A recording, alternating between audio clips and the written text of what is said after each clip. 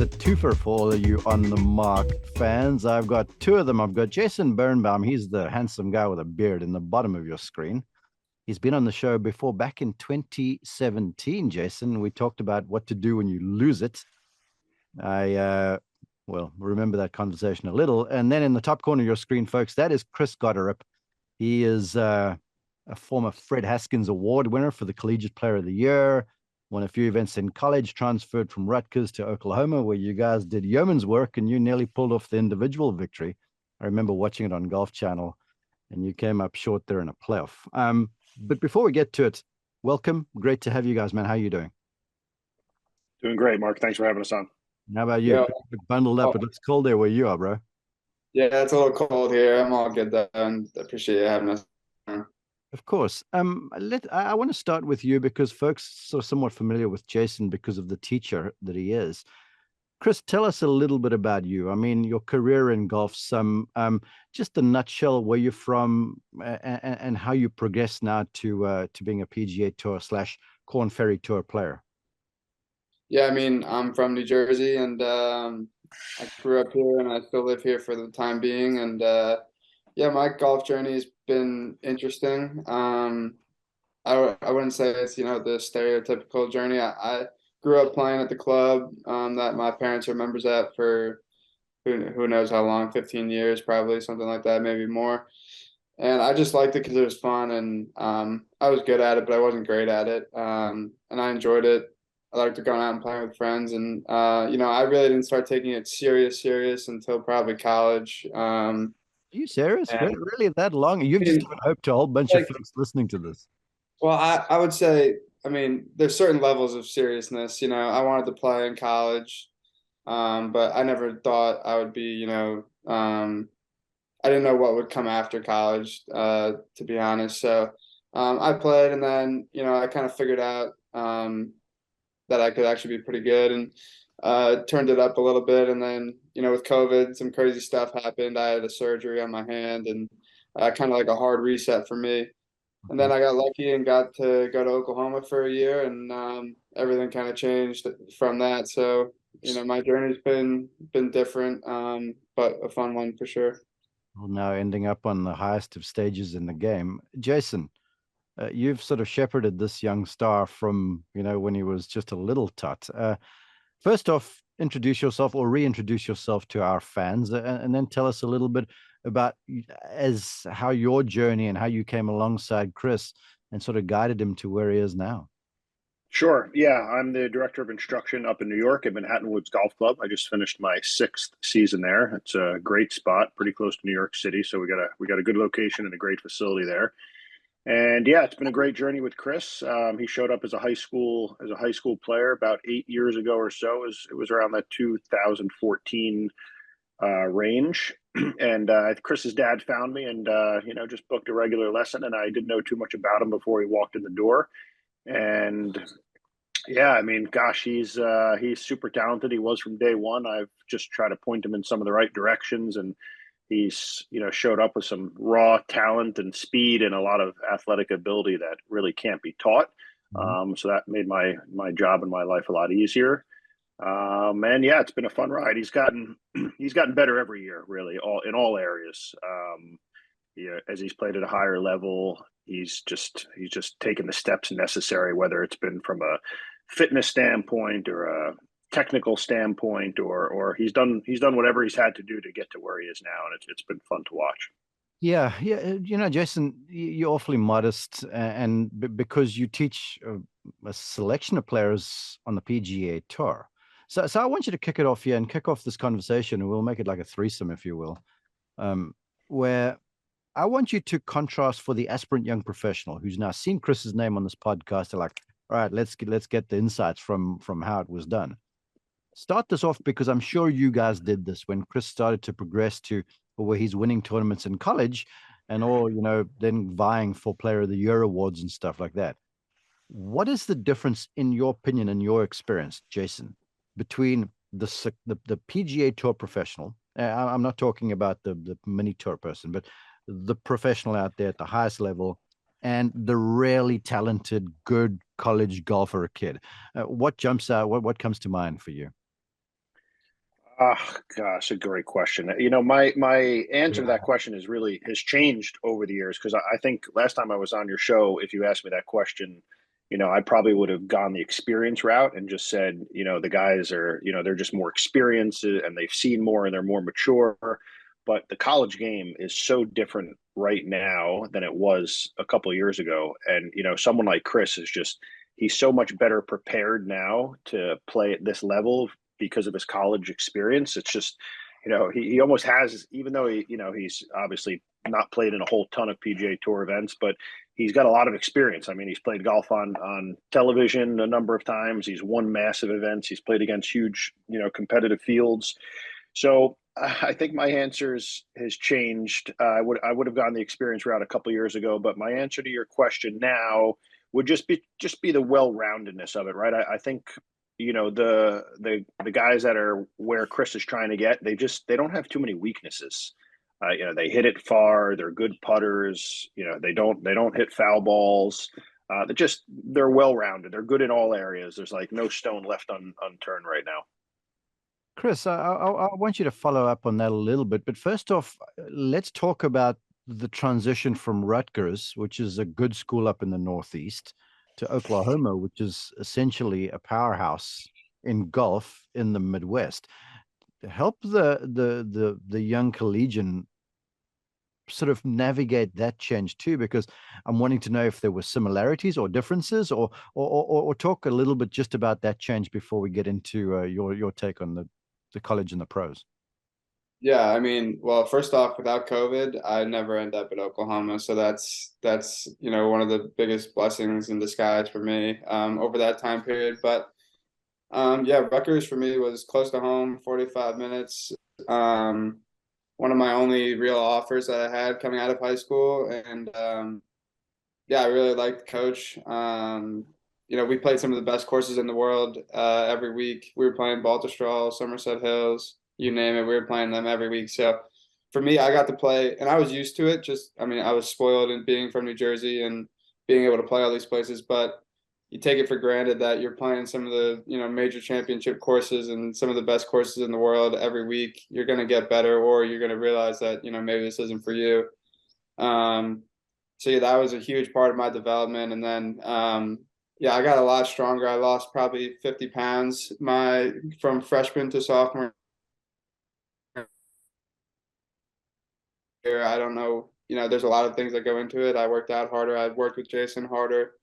Everything I did just got amplified each year. And then yeah, for the reason why I went to Oklahoma was because I knew if I was going to play pro golf, I couldn't be comfortable being in New Jersey all the time. I needed to play on Bermuda. I needed to play on, in the wind. I needed to travel. So that was the main reason why I did it.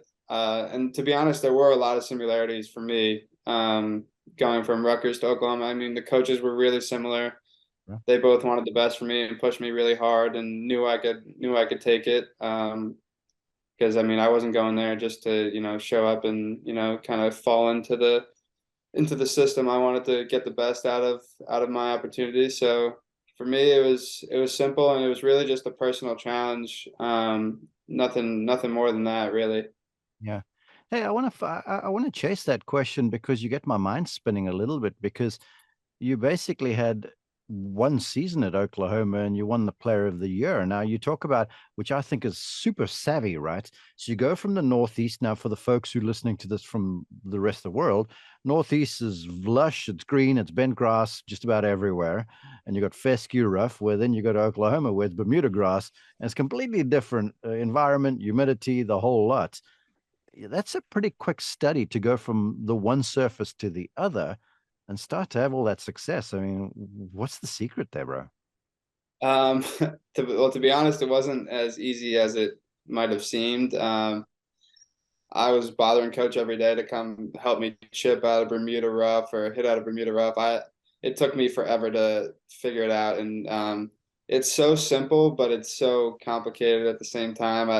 I still don't know, sometimes what to do. But yeah, honestly, it was just, I had a lot more free time, which helped too. My classes weren't as serious with my fifth year. I was already graduated from college, and I spent every day at the facility and playing every day, and it's hard to not get better when you're playing in 30-mile-an-hour winds too some days. So yeah, there are so many different factors that all piled up together to be super helpful. Yeah, you know what I want to kind of do, and correct me if you think I'm wrong. I hear you basically saying that you got to be comfortable being uncomfortable if you really want to develop, right? You know, you got to put yourself in 30-mile-an-hour winds and different surfaces and different competition and different culture, because all of this goes to growing the human being and sort of preparing yourself for that next step into the pro game, right? Yeah, for sure. I mean, I didn't know it, but after knowing what I know this summer, I mean, we were traveling each week, different places, different courses, different grass, you name it. So, I wouldn't say I was totally as smart as I may seem now in my decision and how it worked out, but I'm happy that it kind of went the route that it did. It certainly did work out. Now, I want to ask you the question I asked Jason, where he gave his take on what he sees the difference between the good collegian and then that next step. Because, for someone as good as you, it doesn't seem like the step's that big, because you got out and you had, I think it was a fourth in the John Deere on a sponsor's exemption almost right away. And everyone's like, yes, this guy, we expect him to blow the roof off the place. But I want your take now on taking that step onto the PGA from college. Challenges, thoughts. What takes do you have there? Yeah, I mean, I think Jason's pretty spot on that there really isn't a whole big difference other than, because everyone can go out and shoot 8 under one day, a year, but the guys that can shoot 8 under, but then when they follow up a poor round with a 3 under or 2 under instead of an even or one over, Mhm. that's just the massive difference. And for me, I've honestly struggled with keeping. I put a lot of 3 good rounds together and a fourth round that's kind of been even or 1 under or whatever, and you just fall back slowly and slowly. But yeah, I think it's just a higher level of consistency that in college you're only playing 3 rounds, so if you can put 3 together, then you're doing all right. But in pro level, if you need 4 and you need 4 good ones. Yeah, no kidding. Yeah, well, I learned long ago from Nick Price, good friend, Hall of Famer. Obviously, he said he started to become a major championship when he found a champion when he found out how to turn his bad day decent, so he could sort of keep himself in the running a little bit. Just to what you say, Jason, I want to move it back to you and talk about this young talent, and let's help the coaches listening to and watching this, the parents listening to and watching this. You get the athlete show up. You talked about how the ball speeds were off the charts when he arrived. He was talented. You could see it all. And, then all of a sudden he shows up in your doorstep and you've got to guide him now to the next step. That is not as easy as I think people think. So I'd love your take there, please. Yeah, my first thing with Chris was really just eliminating his biggest miss. With his speed, the easy thing for me is when he showed up, he sort of had a one-dimensional way about him. So the path was out to in a little bit, and when things were off, it was out to in a lot. So he for a as being a right-hander, he'd kind of hit overcut it to the right, so to speak. And it's not like he would miss 3 left, hit 2 straight, and miss 4 right. So that part of it made my life a lot easier, and continues to make my life easy to this day. So I was really able to zone in because he had that one-way miss. I was really able to sort of zone in on just minimizing that as best I could, and that's really where it got started. That and just kind of really honing in on what the biggest weaknesses were. So when we first started, wedges, for example, were a bit of a weakness, and short game in general, and obviously distance was no issue. So sort of took the things that he already did well and tried to maintain those to a high standard while plugging in some of the other areas. I want you to give me your answer on this, because I've been fortunate to work with a number of golfers, major champions, golfers at a really high level as you have. And for every lesson I have with these individuals, in the back of my mind, there's this voice going on saying, whatever you do, man, don't screw up this talent. Because it's, people think it's an easy job, but it isn't really that much. And people who are advising studs like Chris, there's a lot of responsibility to this. So I'd love you to share advice from that sort of mental and emotional standpoint. Yeah. Yeah, there's a lot of parts to it. It's like one thing I found is the best of the best, they're really able to figure out somewhat on their own. You know, maybe they need a little bit of a push from someone like in my shoes, or a little bit of direction or an idea. But once you give them, a bit of an idea, and let them kind of go with it, I just feel like they're able to, they're able to figure it out, so to speak, on their own. It's like Tiger back in the day. I mean, he had several instructors, and he made so many different things work, right? I mean, so many people, so many good teachers could have helped Tiger. He would have adapted to anything and made anything work. And I've found that, the great ones do that. And Chris is in that boat, in my opinion. I mean, I just try to give him a little bit of something and then let him go and run it. It's like his example with the Bermuda grass, right? I mean, he, didn't have any experience on it, didn't know what he was doing. And quickly, takes a little bit of time, but quickly he figures it out after a couple of events. And it's, I just try not to put too much, what's the right word? I don't know if structure is the right word, but it just can't be too, confined, because he's got a good mind, and I want his mind to sort of work and get the job done, so to speak. And that's kind of how it's been. Chris, I'm sort of feeling what Jason says here, because I've talked to both Colin Morikawa on the show and his coach, Rick Sessinghouse. And Rick talks a lot about self-discovery. And it sort of sounds to me like Jason's that way with you too, where he'll say, look, here's the concept. Now you go and fiddle around with it. So I want you to help the listener here go, hey, don't be afraid to go and experiment some when I'm working with this new technique out of Bermuda, or, harnessing the power shot or whatever it might be. Yeah, I mean, I think, I may have a little more at school. I definitely had a lot more free time than maybe your listener did to go try some stuff. But yeah, I mean, you're always looking for me, at least how I go about my stuff, and Jason can, his definition might be different, but I'm looking or feeling for like a certain feel that feels good in my swing, and whether that's, only one thing where it's, keep the toe down on the way back, or feel my arm close to my body. And that's really all I'm looking for, is a good feel to practice with and play with. And if I know I can repeat that feel every time, then I'm going to be in a good spot. And that's when I played my best, is when I only have one thing on my mind, and whatever that feel is, even if it's not what it may be, as long as I have it in my head, then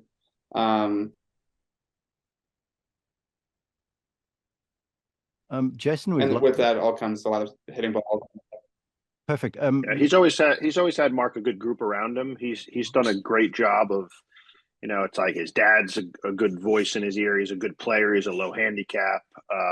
His college coaches, both college coaches, were very influential in his growth. And he's always had a small, I don't know if it's been by design or not, but there's always been a small group around him, and everyone's very much been on the same page in getting him to sort of go in a direction. And he's just been good at sort of compartmentalizing and taking advice from, he doesn't have 30 voices in his ear, and the couple that he does have been, good, steady ones.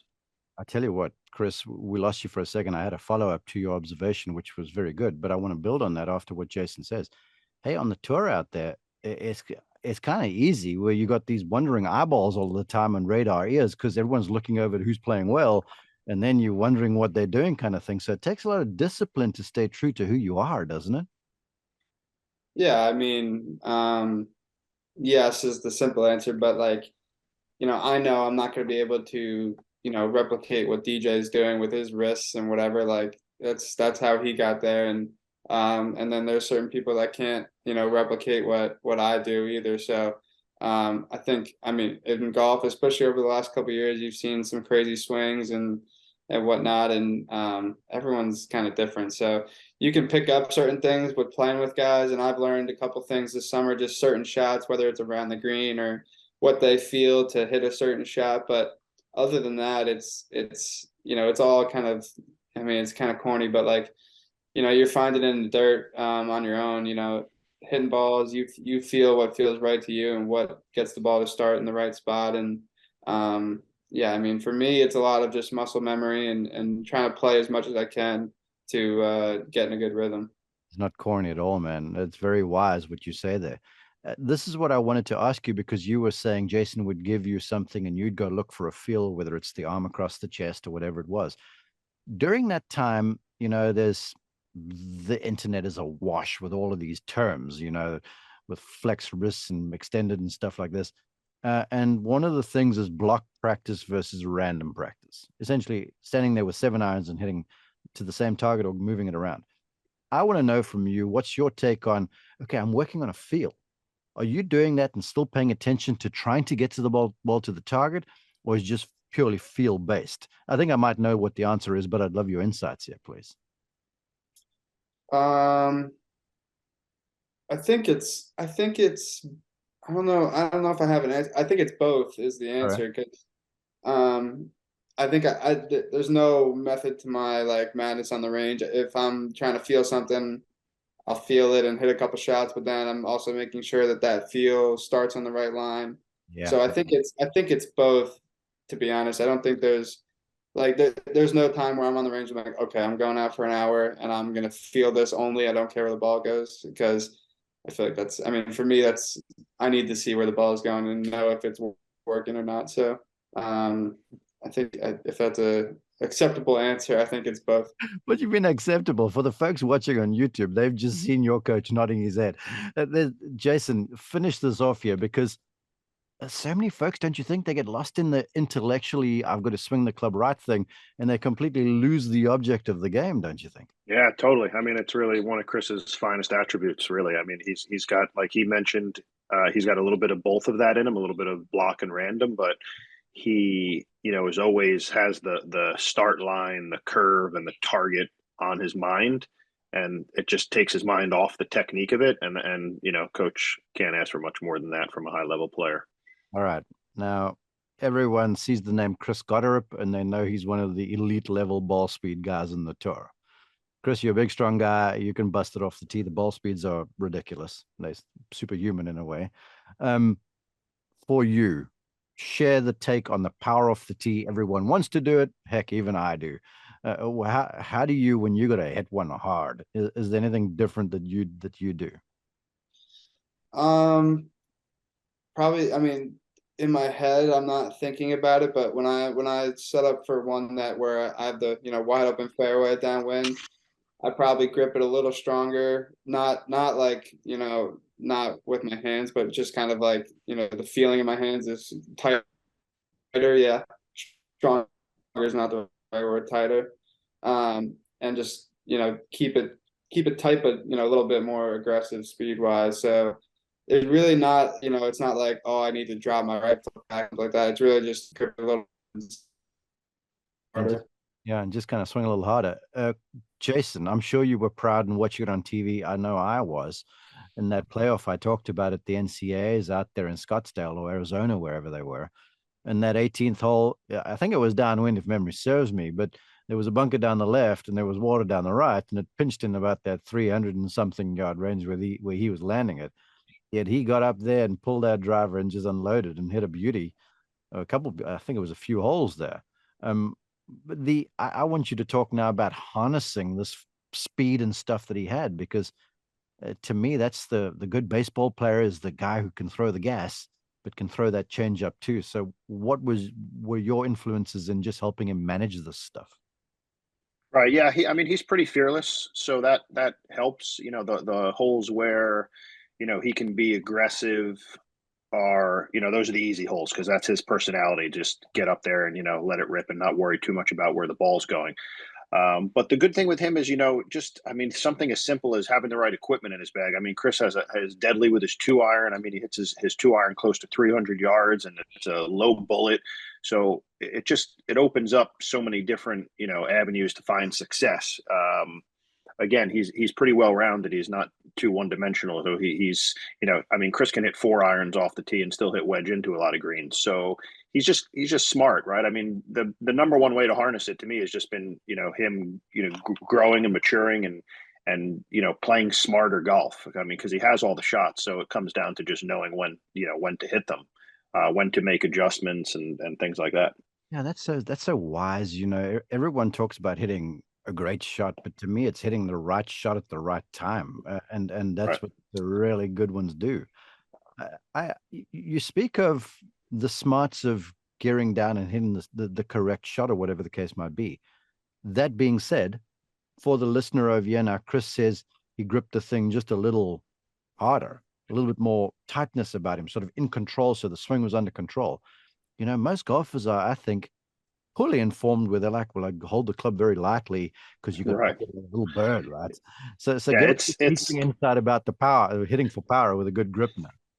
It's funny because there are several things that he does to create speed and power and hit the ball far distances that the average golfer is trying to do the opposite of, right? All these things that we've read about and heard. He's gripping the club tighter. He's swinging past parallel. He's straightening his right leg. He's overturning. I mean, he's doing all these things that golfers are trying to stop, and those are the things that are allowing him to hit it so far, which is kind of interesting. I do want you to build further on the grip pressure thing, because I've actually just seen a study here recently, and Chris, this will make you feel good about you. The folks over at Super Speed, they send me the information where they've done this test on random golfers where they were measuring grip pressure. And the folks who held the club firmer, not harder, just harder in their fingers, they were typically the people that hit the ball farther off the tee. Now, granted, they're swinging harder, but the folks that were gripping real light, they lost control of the club. And so essentially then lose control of contact and direction and power. Jason? Yeah, I mean, well, to build on that, I think it's hard to do, like, what we always talk about is having like a solid connection and, with the club and your body and what. I feel like it's pretty hard to do that with a loose grip or loose anything. It's gonna just flop around, or it's not gonna be, all in the same position. But if you're gripping it firm, that means your arms are firm and locked in a good spot, and usually your legs are locked in a good spot. And it's hard to, it's hard to get out of, a good position when everything's locked in a good spot to begin with. So true. Yeah, it's like, I mean, to me, it's a little bit of common sense. I mean, if you're trying to move an object as fast as you can, it's going to be difficult doing that with gripping it lightly. I mean, it doesn't make sense. And it's interesting because even if you take the complete opposite side of the game, putting, the more really great PGA Tour players that I've asked about grip pressure with putting on a scale 1 to 10, I hear more answers where it's like, all right, my grip pressure is a 9 on a regular basis. And if I'm really under the gun under pressure, it's an 11. I'm gripping that thing, as firm as I can, just so that, I'm more secure on there. And I just think that makes sense. And it's really contrary to what we've been taught and how we've been trying to go about it for a long time. Yeah, bringing the truth here, Reverend Birnbaum. Okay, I want to keep it with you, because now the one thing that struck me, again, I have a limited sample of watching Chris play, but we'll change that next year when the 23 season rolls around. I was struck by as hard as he can hit it, but then again, almost a la McIlroy, he never really sacrificed balance really well. So we spoke of, the good firm grip on the club and the connection and the strength of the swing, but there was a good firm hold on the ground there too, man. Speak about balance as one swinging hard for me. Yeah, I mean, Chris is, first off, he's just a strong guy, right? So his lower body, I mean, he's got tons of stability with it. I mean, he's very strong. His legs are strong. He's got a lot of he has a lot of lower body strength, and I think that's added to his stability, right? If he didn't have that and he was creating all that speed with the club, I think it would certainly throw things off a little bit. It's interesting now. I mean, if you look at it in slow mo on video, I mean, he's using the ground a lot. His left foot's kind of coming out of it a little bit and moving off the ground. I've got a video of Chris hitting a driver with his cell phone in his back pocket, and the cell phone shoots out of his pocket and falls on the ground in the downswing because he's creating so much vertical force in there. So I think what he said about losing the weight that he did, getting in the gym more, getting stronger in the right areas has given him the stability to swing the club as fast as he can with that and staying balanced. Yeah, I love it. I want you to take that a little further for me, please, Chris, where, you go hard, your feet still leave the ground some, but you finish, well organized. Let's go before the shot some. Now, let's help the listeners too. I want you to walk us through what your pre-shot routine would be, because let's say you're on the 18th hole now, you're a little nervous, there's a playoff on the line, you're going to make a 4 or whatever the case might be, difficult shot upcoming. What's the routine that you go to prior to you pulling the trigger? Yeah, I mean, there's no it's really not, I don't really have like a full pre-shot routine where I'm, you know, had certain amount of steps or whatever it is. I'm just picking a target. I'll talk to my caddy. I'll be like, for example, you know, I think of the 18th tee box at John Deere, which is not an easy tee shot at all. And, you know, we're like, so I remember that tee shot like yesterday. It was, you know, that back bunker, we're hitting it off the right edge of it and just let the ball fall off. So I'm just really picking a target that I want the ball to start on and where I want it to finish in a loose sense. That just gives me one thing to think about, and I'm aiming at that, and then I can just give it a full rip. I'm not trying to think about, you know, the club needs to get this far back or blah blah blah. It's really just, you know, I have one thing on my mind, and that's where I'm trying to start the ball, and I just try to put the best swing possible on that. Are you one-dimensional in terms of the ball flight? Do you just basically go to that left to right all of the time, or do you habitually move it in the opposite direction? I'm probably 90% fade, maybe a little higher than that. I mean, there's certain holes where fade doesn't work, and I need to, you know, maybe draw it or just hit a 2-iron out to the middle if I can't get it over a tree or something. But I would say it's probably 90% range of fade. Awesome. Yeah, he has gotten better with being able to. You know, I would say 2 years ago, I don't think he could consistently hit a draw under pressure if he had to, but he can now. I mean, there's a lot of times where the wind's blowing off to the left, and you know he'll put some draw spin on that thing and hit it pretty straight. He has more of an ability to do that now than he did, and that's something that obviously we've got to keep looking at as he's playing on a high level. Yeah, but I think you said the right words there with a high level, Jason. Don't you think that probably the lion's share of folks watching to or listening to this, you know, if they just go and develop one shot shape, they're going to do better. I mean, I think Tiger Woods sold the world kind of a bad bill of goods where he's like, well, I'm hitting the ball all over the show, and that's the only way you play well. Where if you just get Right. one thing and you got something you can do, then you're winning, correct? 100%, and I think that's why systems like Decade have been so good, right? Because it's just hitting the same shape over and over and just changing your start lines, basically. If memory serves, when you did the what to do when you lose it on the golf course, I think probably in there somewhere you had embedded go to the kind of the shot that you know, because in the end you've just got to get the job done. It doesn't matter how the ball gets there; it's got to kind of get there, huh? Yeah, for sure, 100%. Yeah. Okay, let's pivot some because we've seen it happen. Chris referenced Dustin Johnson. He became great. He was always powerful, but he became great when he learned to hit a wedge in that tight and controlled distance. So, Chris, I'd like you to take first off just to talk about, you know, controlling those wedges, turning the power drive good by hitting a quality second shot after that. Give us kind of your overall. I mean, yeah, for me, when I'm hitting wedges, it's way more of a touch and feel type thing for me rather than I'm just trying to. It's very similar to what I'm talking about with the driver too. I'm trying to find a spot where I'm looking and where I want to start the ball, and I make sure I'm aimed up good there. And then in my head, let's say I have 85 yards or whatever. I'm just thinking whatever 80 I'm feeling in my hands, whatever 85 is, that's what I'm feeling in my hands. And um, I try to feel it out the best I can and whatever flight's required for the shot, whether it's wind into or wind down. But it really just comes down to that one thing in my head where I'm just thinking 85, and then I pull the trigger. I would say It's along those been lines. So sorry, Jason. I just want to quickly grab something after that. Along those lines, I'm assuming, Chris, that you practice this stuff with the radar of sorts a lot, because I contend that most golfers would probably do themselves a favor if they practice those sorts of distance control shots a whole lot more. Would you say?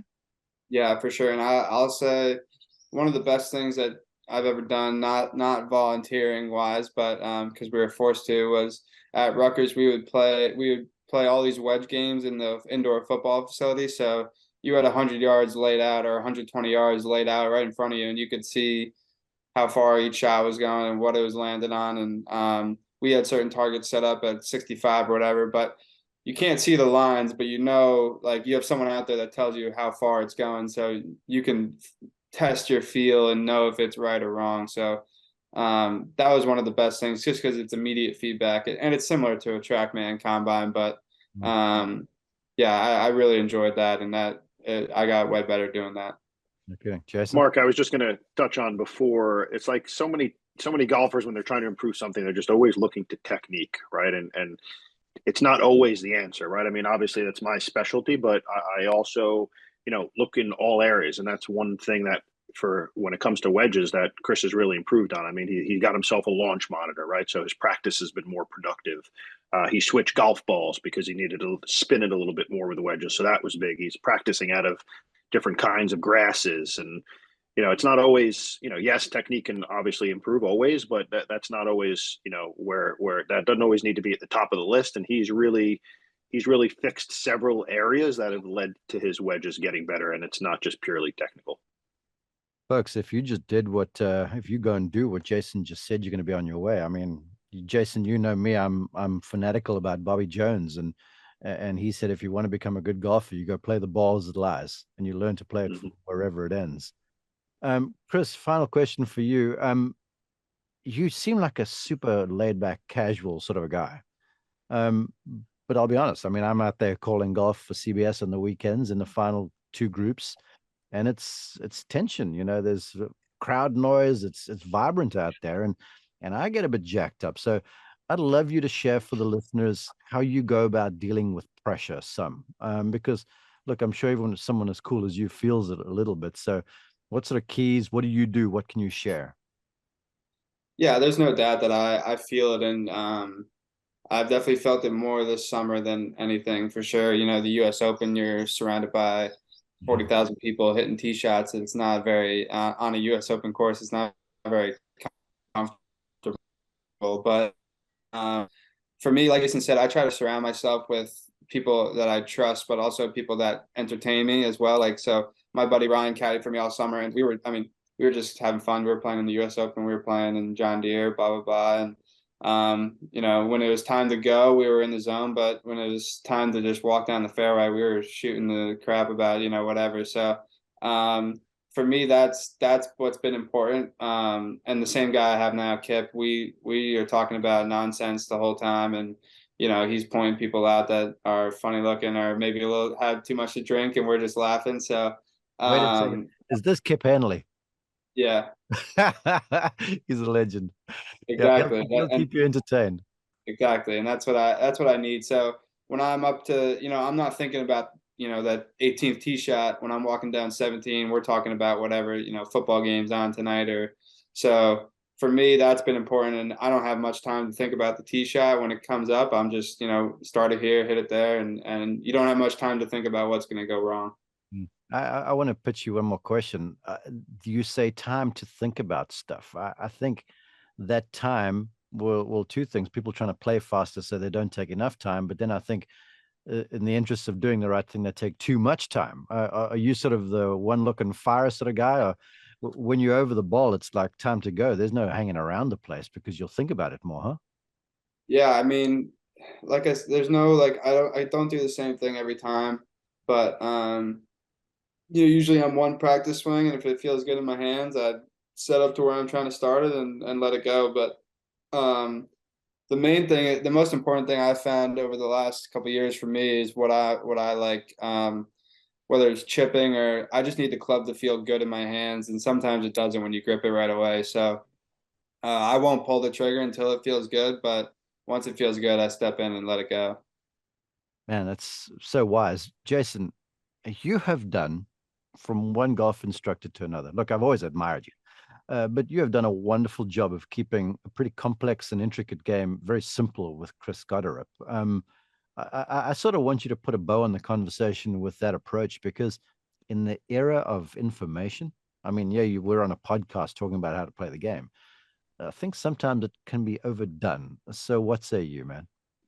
Yeah, thank you. I appreciate those comments. I'd say, as a teacher, you've got to do the best you can at knowing your guy, right? Knowing your player. I mean, you've got to adapt to everyone. Everyone's different. Everyone's, there's young guys out there. There's middle age. There's older tour pros. It's, I've taught tour pros before that, everything's got to be very, very structured, and it's got to be perfect. And, if their hat's not on dead perfect with the brim square, they can't hit a golf ball. And then, you go to the other side of the spectrum, and, Chris doesn't buckle his glove. His shoelaces are untied on the range. It's like, that's why he's great. And everyone has a different reason why they're great. And you just got to adapt to that. You got to let them be them. And that's what I've tried to do with Chris. And so far, so good. He's got me thinking, Chris, I got to ask you one more question. Forgive me. Hi. Best shot you've ever hit thus far? I know there are more coming, but the one that stands out to you. I mean, the best shot I probably hit, there was a 3-wood at Rocket Mortgage. I think it's 17. Yeah. I hit my drive probably it was dead into the wind. I hit it like 290 or 300. It was blowing pretty good, and I had like 285. And I usually 3-wood's my arch nemesis usually, and I just got up there and ripped it to 15, 20 feet and made the eagle. It wasn't the most important shot. Actually, now that I think about it, the driver on 8 was probably the best shot I've hit. Almost hold it out. That was Rocket Mortgage too, wasn't it? Yeah. So I might got a hole in one. So yeah. Okay, let me. me. I hit it to like 8 feet or 4 feet on a par 4. So that was probably the best one I've hit. Not the most meaningful, but probably the best. Let me put this into context. I'm going to put my announcer hat on. The 8th at the Detroit Country Club, folks, is this niggly little left to right par 4. There's a huge stand of hardwoods through the fairway. And this fairway looks like a potato chip, man. It's got more movement in it than anything else. And the green sits at an angle. And to drive it onto the green, which is well guarded and raised, you took that thing straight over the top of the trees on the right-hand side, I'm assuming, huh? Yeah, I just took a straight line right at the pin. It was kind of right up that, the alleyway where the green kind of comes in. I was standing at the green for that shot. It was the best shot I've ever seen for sure. Chris would remember who was there, but the guys were actually putting out at the time, the group in front of him, because he didn't think he could reach. And the ball rolled up to like 3 feet while they were putting out. I'm trusting you made that putt, huh? Yeah. You made the putt, yes, right? Yes, he made the putt. All right, good. I wouldn't have said it was the best shot if I didn't make the putt. There's a lesson in that. Hey, Chris, first off to you, thanks so much for joining us, man. For the fans who are now intrigued and they want to find out more, share the social media or the website. Where can they go to see more of you, please? I mean, my social media is just my name on Twitter and Instagram. So if you want to check out some stuff, I'm not too active on it, but and then Jason posts some stuff too on his stuff. So but I appreciate you having us on. It's been fun. It's my thrill. Jason, where can they get you, man? Yeah, Twitter at Birnbaum Golf and Instagram at Jason Birnbaum Golf. You guys are truly doing great work. Enjoy the off season. I know it's short. You're going to be playing in Hawaii, I'm assuming, Chris? No, I'm going to be in the Bahamas actually. Nice. Well, yeah. Enjoy that. And then when do you kick off the 23 season? I think it's January 15th. If I had to, I forgot the exact date, but I think it's the 15th. We enjoy the break. Jason, you enjoy the break. Keep up the great work, man. Your stable of players on the tour and in the game's growing, and that's happening for a reason, because you're really good at what you do. Thank you. Thank you, Mark. Thanks for having us on. Really appreciate it, and happy holidays.